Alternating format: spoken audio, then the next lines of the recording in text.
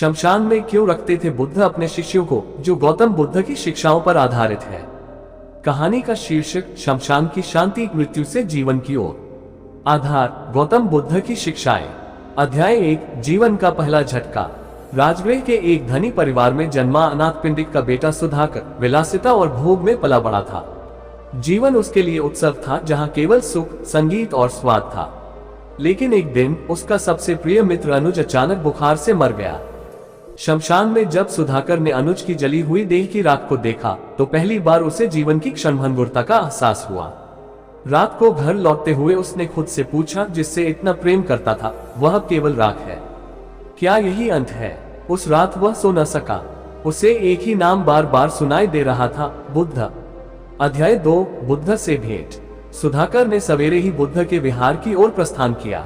वह श्रावस्ती पहुंचा और बुद्ध के दर्शन किए। बुद्ध ध्यान में थे। न मौन में केवल शांति थी, बल्कि उस मौन में जैसे मृत्यु के पार की आवाजें गूंज रही थी। जब ध्यान समाप्त हुआ, सुधाकर ने रोते हुए पूछा, भगवान, मेरा मित्र मर गया। अब जीवन का कोई अर्थ नहीं लगता। कृपया मुझे सत्य का बोध कराइए। बुद्ध ने उसे ध्यान से देखा और मुस्कुराए।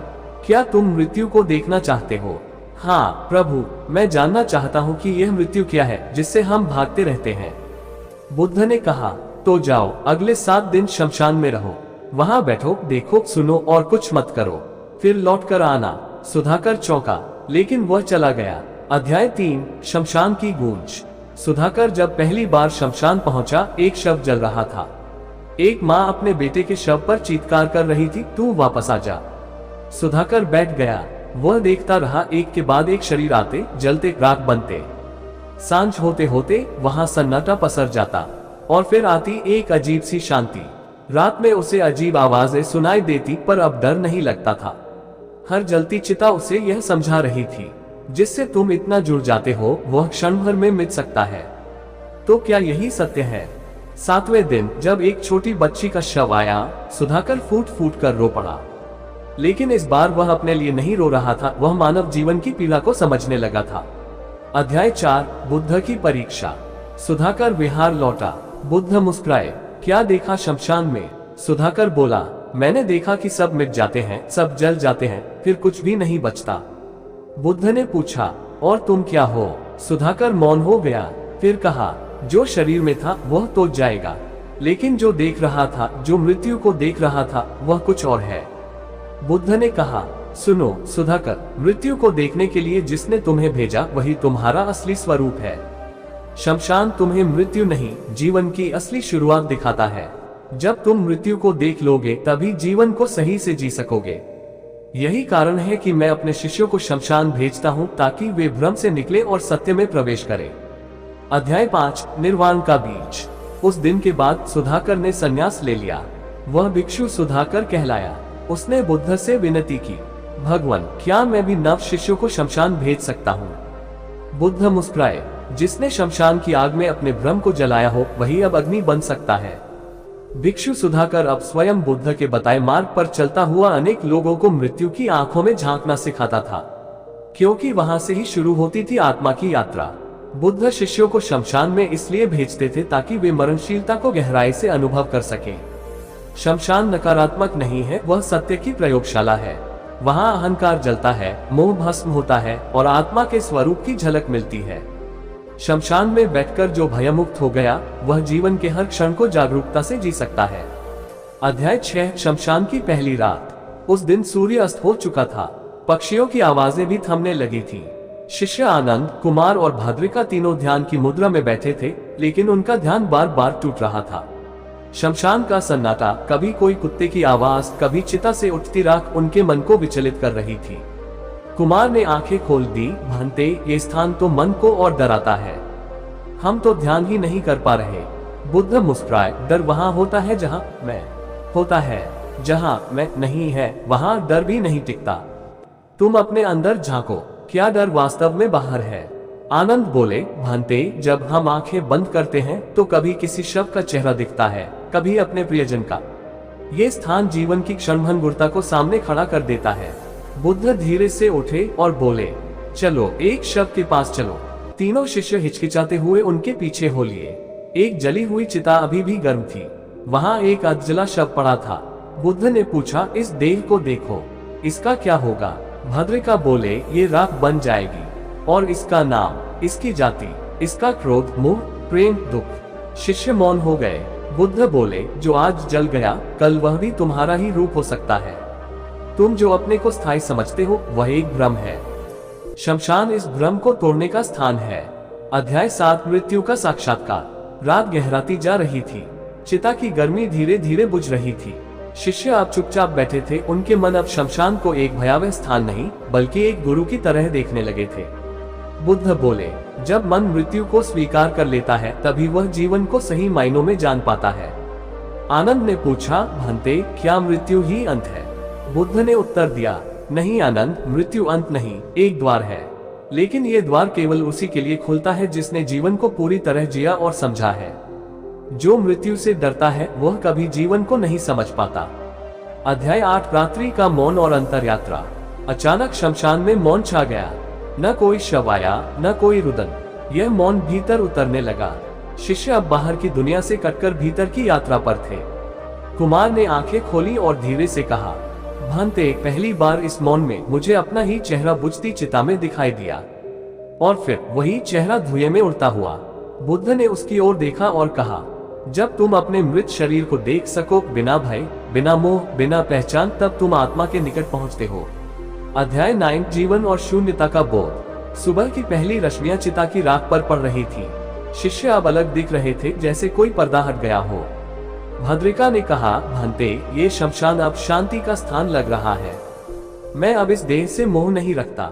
बुद्ध बोले, जो शमशान में बैठ सकता है, वह संसार में कहीं भी बैठ सकता है।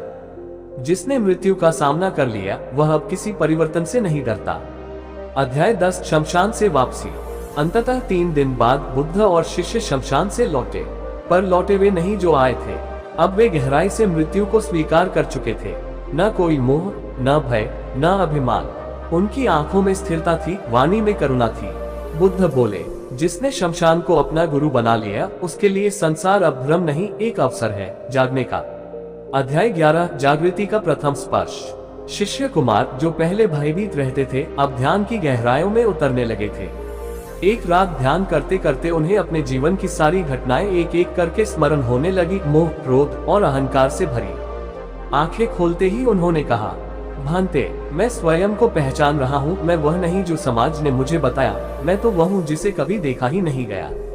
बुद्ध मुस्कुराए। जब कोई अपने भीतर छिपे हुए शव को देख लेता है, तभी जीवित होता है। अध्याय 12, मैं का दाह संस्कार। तीसरी रात बुद्ध ने आदेश दिया, हर शिष्य आज रात अपनी एक पुरानी पहचान की शवयात्रा अपने भीतर करे। हर शिष्य ने अपनी पहचान, पुत्र, ब्राह्मण, योद्धा, व्यापारी, नाम, सम्मान को एक शव के रूप में देखा और शमशान में अग्नि दी। आनंद की आंखों से आंसू बहने लगे।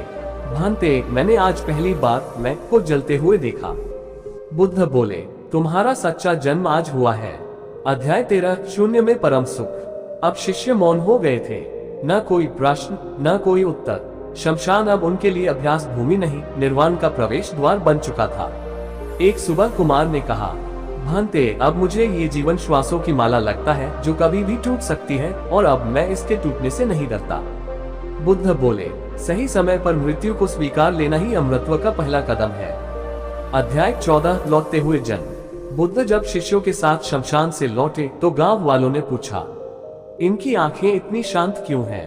क्या इन्हें कोई विशेष ज्ञान मिला? बुद्ध बोले, इन्होंने अपने भीतर की चिता को देख लिया है। अब ये संसार में नहीं बहेंगे, संसार को पार करेंगे। अध्याय 15, शमशान, एक स्कूल। बुद्ध ने अंत में कहा, शमशान वह विद्यालय है जहां तुम अपने मृत्यु से पहले मृत्यु का पाठ पढ़ते हो। जो यहाँ उत्तीर्ण हो गया, वह फिर कभी असत्य में नहीं फंसता। शिष्य अब सचमुच बुद्ध के मार्ग पर चल पड़े थे, न डर, न भ्रम, न मोह। अध्याय 16, जब सांसें बोझ नहीं रही। आनंद एक रात ध्यान में बैठे थे। शमशान की चुप्पी, चिताओं की राख और हवा की सनसनाहट उनके भीतर समा गई थी। तभी उन्होंने अपनी ही सांसों की आवाज सुनी, धीमी, गहरी, शांत। भांते, उन्होंने आंखें खोली। मैंने पहली बार देखा कि मैं सांस नहीं ले रहा, सांस मुझे ले रही है। मैं बस साक्षी हूँ। बुद्ध बोले, अच्छा है आनंद, अब सांसों का बोझ नहीं रहा। जब जीवन को धारण करने का दम छूट जाए, वही निर्वाण का द्वार है। अध्याय 17 मांस की देह नहीं, प्रकाश का पुंज। भद्रिका एक शव के पास बैठे थे। उन्होंने उसे देखा, फिर अपनी देह को देखा, फिर आंखें बंद कर ध्यान में डूबे। और वहां उन्होंने देखा कि ये देह भी बदल रही है, जैसे रोशनी की एक लहर जो आती है और चली जाती है। उन्होंने कहा, भांते, मैं ये देह नहीं हूँ, मैं तो वह हूँ जो इन सब के पीछे है, जो जलता नहीं, सड़ता नहीं, मरता नहीं। बुद्ध बोले, स्मरण रखो, जो खुद को देह मानता है वही मृत्यु से डरता है। जिसने स्वयं को प्रकाश जाना, वो मृत्यु को भी प्रकाश में समाहित कर देता है। अध्याय 18 अंतिम रात्रि। शव की आंखें खुल गईं। एक रात कुमार अकेले ध्यान में बैठे थे। एक शव पास रखा था, शांत, ठंडा और अनजाना। तभी कुमार को लगा शव की आंखें खुल गईं और वह उनसे कह रहा है, तू मुझसे क्या डरता है? तू भी मैं है, मैं भी तू था, बस अब नाम मिट चुका है। कुमार कांप गए, फिर रोने लगे। भांते, क्या मृत्यु और मैं वास्तव में अलग है? बुद्ध बोले, नहीं कुमार, तुम ही मृत्यु हो और तुम ही जीवन भी। पर जो तुम वास्तव में हो वह मृत्यु और जीवन दोनों से परे है। अध्याय 19 निर्वाण की झलक। अब किसी शिष्य के मन में न कोई प्रश्न बचा था, न डर। वे शमशान में बैठे रहते थे, मौन, जैसे उनके भीतर कुछ टूट चुका था और कुछ जन्म ले रहा था। एक सुबह भद्रिका ने कहा, भांते, मैंने देखा सब कुछ जल गया है, न कोई पहचान बची, न कोई इच्छा, और इस जलन में ही मुझे गहरी शांति मिली। क्या यही निर्वाण है?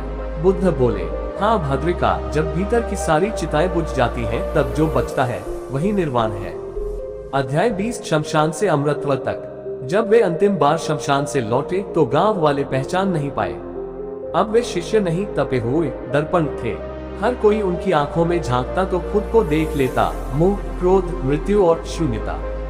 बुद्ध ने अंत में कहा, जो शमशान में बैठ सका वह जीवन के हर दृश्य को देख सकता है, बिना भागे, बिना डरे, बिना झूठ पहने। अध्याय 21 मृत्यु की गंध से परे। एक दिन एक शव बहुत पुराना था, सड़न की गंध वातावरण में भर गई थी। कुछ शिष्य दूर हट गए, पर भद्रिका वहीं बैठ गए, आंखें बंद कर ध्यान में। ध्यान के बाद उन्होंने कहा, भांते, पहले ये गंध मुझे डराती थी, पर अब ये भी एक गंध भर लगती है, जैसे फूल की होती है वैसे ही यह भी। बुद्ध मुस्कुराए, जब तुम्हारी बुद्धि हर अनुभव को एक समान देखने लगे, तब तुम साक्षी हो, न भोगता न त्यागता। अध्याय 22 शरीर, चिता और चेतना। कुमार ने एक दिन पूछा, भांते, जब ये शरीर ही चिता पर जल जाता है तो फिर क्या बचता है? क्या चेतना भी जल जाती है? बुद्ध बोले, शरीर माटी है और चेतना जल नहीं सकती, पर जब तुम चेतना से भी चिपकते हो तो वह भी मैं बन जाती है। साक्षी बनो, न शरीर न आत्मा, बस देखो। अध्याय 23 पहली मृत्यु, असली जीवन। एक रात आनंद ने ध्यान से उठकर कहा, भांते, मुझे लगा कि मैं मर गया। मैं आनंद नहीं रहा, मेरा नाम, स्मृति, शरीर सब चला गया।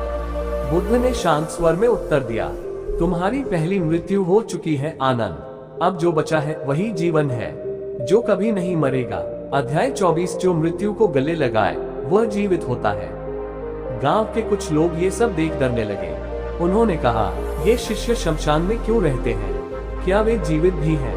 बुद्ध ने उत्तर दिया, जो मृत्यु से भागता है वह मृतकों जैसा जीता है, और जो मृत्यु को गले लगाता है वही जीवित हो जाता है सचमुच में। अध्याय 25 अंतिम पाठ, शमशान को धन्यवाद। आखिर में बुद्ध ने सभी शिष्यों को एक अंतिम ध्यान सत्र के लिए उसी शमशान में एकत्र किया जहां से यह यात्रा शुरू हुई थी। बुद्ध ने कहा, इस शमशान को नकारो मत, ये तुम्हारा गुरु है, इसी ने तुम्हें मृत्यु दिखाए, भय निकाला और शून्यता का द्वार खोला। शमशान को धन्यवाद दो और फिर इसे छोड़ दो। शिष्यों ने सिर झुकाकर आंखों में जल लिए, शमशान को प्रणाम किया और अमृतत्व की ओर चल पड़े।